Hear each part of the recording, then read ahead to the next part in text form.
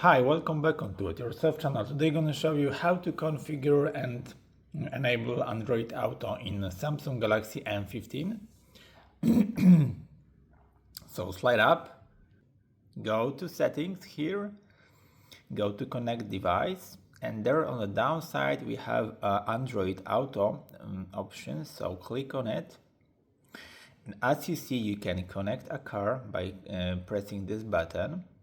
You will see the list of connected car to your phone. You can set up the startup with it automatically or manually.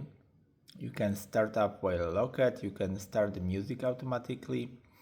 You can customize launcher, taskbar widget in your Android Auto.